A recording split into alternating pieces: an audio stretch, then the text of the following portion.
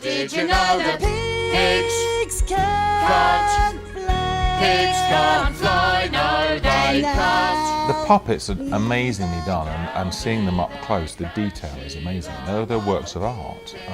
They really are beautiful.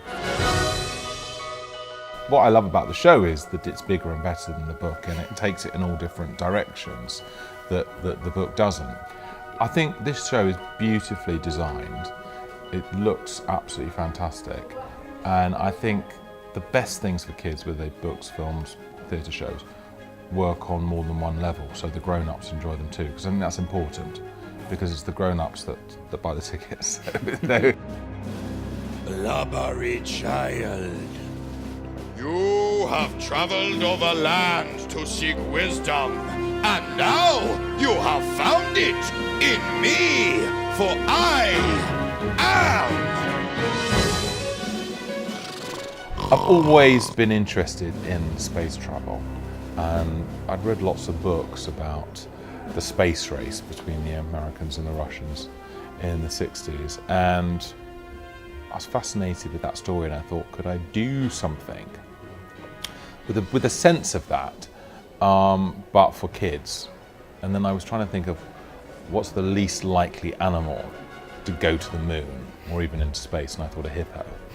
And then as soon as I had the title, The First Hippo on the Moon, I was really got my mind whirring, and who would this hippo be? What would the story? Do they need a kind of nemesis, somebody they're in competition with? And then it all started sort of coming together. And I'm going to prove to the world that I'm the best hippo on Earth by being the first hippo on the moon!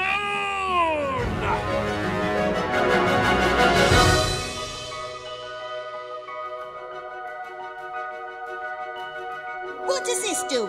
Beep. Beep, beep, beep, beep. Autopilot disengaged. Oh, that doesn't sound good. It's not good. You're on your own.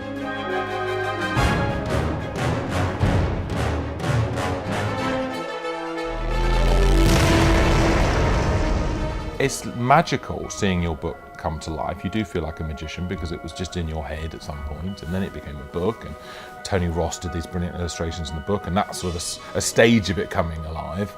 And then this is a whole new thing where it's actually living and breathing, and a room full of people are enjoying it, and it's just an amazing feeling. And of course, when I wrote the book, I wasn't thinking one day it was going to be a stage production. I was just thinking that this is in my head, it would make a fun story for younger kids, and now it's this big touring show, so I'm thrilled.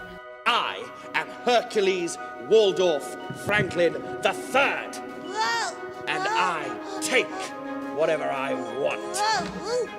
That is the name that will go down in history as the first hippo on the moon.